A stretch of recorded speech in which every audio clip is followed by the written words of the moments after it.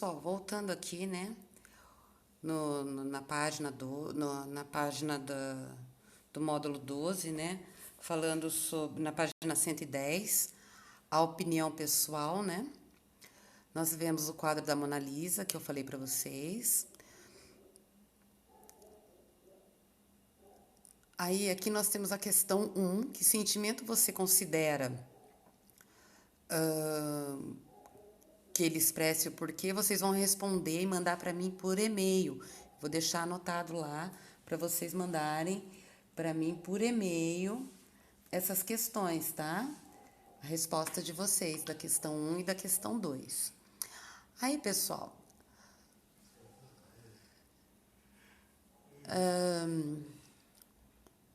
eu gosto, aí tem algumas observações aqui, né, de personagens da imagem a seguir, né, que é lá do módulo 9, né, na última tarefa que nós estudamos, que não teve como vocês fazer a exposição, mas tem algumas ideias aqui, né, de opinião pessoal. E que vocês podem observar que muitas vezes não é a sua opinião, não é a mesma opinião que é do seu colega, mas nem por isso vocês podem ser inimigos, tá, pessoal? Cada um tem a sua opinião e nós temos que respeitar as diferenças. E também existem formas diferentes de expressar a mesma opinião, mesmo que estejam concordando, mas cada um expressa ela de um jeito. Por exemplo, aqui, eu gosto, eu adoro, né? A menina aqui bravinha, eu detesto. E aí e vocês veem que tem a expressão do rosto dela. Vocês podem ver que tem a expressão, né? Que nem aqui, ó, do eu gosto, olha que carinha animada. Olha, eu adoro, olha que cara animada. E aqui no eu detesto, cara de brava. Ou eu não gosto muito, não é uma cara tão brava, né?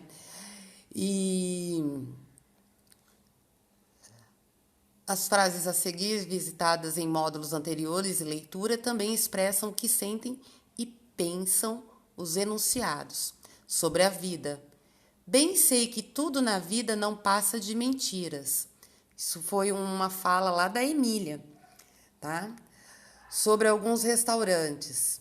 Não aguento mais ouvir falar em camarões vivos mordendo a ponta da língua dos clientes. Ai, que horror! É uma fala da Nina Horta, né? Lá no texto que vocês leram. Ele pegou trechos das leituras anteriores. Sobre a palavra mãe deveria ser mais comprida do que oftalmotorrinolaringologista. Jean Lopes. Meu Deus. Oftalmo torrinolaringologista. Que difícil, hein, pessoal? Todas essas frases elas têm o caráter opinativo, né, que é o caráter de opinião, né, que expressam as ideias de cada um, abstratas ou concretas.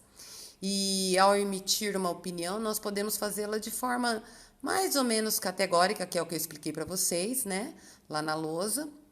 Os recursos linguísticos, né, que nós utilizamos, que é a seleção de palavras, elogios, pejorativas, a repetição de palavras para enfatizar bem aquilo que você quer, a flexão de gênero, número e grau, que eu também expliquei para vocês, gênero masculino, feminino, né, sinais de pontuação, repetidos, variados.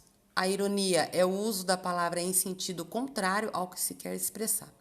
Então, lá na atividade oral da página da página 112, vocês têm: leia esta tirinha. E se for chamado por seu professor, responda em voz alta as questões. Pessoal, não vai ser o caso de eu chamar vocês para ler, porque não vai ter como, né? Mãe, o que é esse tal de efeito estufa? Dizem que os poluentes que lançamos no ar irão reter o calor do sol e derreter as calotas polares. Claro que você já vai ter batido as botas, mas eu não. Que belo planeta vocês estão deixando para mim, hein? Isso vindo de um moleque que quer ir de carro a qualquer lugar, mais longe que um quarteirão. Ei, não me falaram nada sobre calotas polares, tá? Aí, pessoal, na questão A, por que no terceiro quadro as palavras você e eu estão em negrito? Então, no terceiro quadro, você e eu, elas estão em negrito.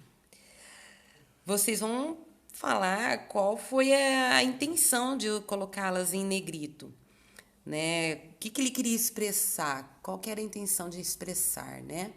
Essas atividades aqui podem ser feitas lá no plural, tá, pessoal? Vai ter no plural, mas façam também no caderno de vocês, por favor. Questão B. Pode-se dizer que este recurso também cria efeito de sentido. Na questão C, anote o nome dado a esse tipo de recurso. Então, pode-se dizer que esse recurso também cria efeito de sentido. Vocês vão falar se sim ou se não. Aí, no caderno de vocês, vocês vão anotar o nome dado a esse tipo de recurso. Pessoal, aqui eu já estarei respondendo para vocês. É o recurso gráfico. O que é um recurso gráfico? Recurso gráfico é tudo que nós fazemos por escrito. É tudo aquilo que nós escrevemos é considerado como recurso gráfico, ok? Deixem anotado isso como um lembrete para vocês, porque vocês vão ouvir muito essa palavra, né? Recurso gráfico. Então, é importante que vocês tenham aí gravado para vocês que recurso gráfico é um recurso utilizado da escrita, é tudo aquilo que nós escrevemos. Na questão D, nessa tirinha, Calvin recorre à ironia. Explique como foi construída essa ironia. Então, vocês vão dizer, com palavras aqui do texto, né, tirando exemplos daqui, ele utilizou na fala a palavra tal, se expressou de tal forma, e isso indica ironia, ok? O texto de apreciação crítica é um tipo de texto que você vai fazer análise de livros que você já leu, que você... Desculpa, vocês vão fazer análise de livros que vocês já chegaram a ler, ou de filmes. Não precisa ser só livro, tá, pessoal? Pode ser filmes também. E vocês vão dar a opinião de vocês, a apreciação crítica, né? Aí, nesse gênero textual, o autor apresenta uma determinada obra cultural, como conto, romance. Como que eu vou saber se o que eu li, que tipo de gênero textual que ele é? É só vocês irem no Google e colocar a que gênero textual pertence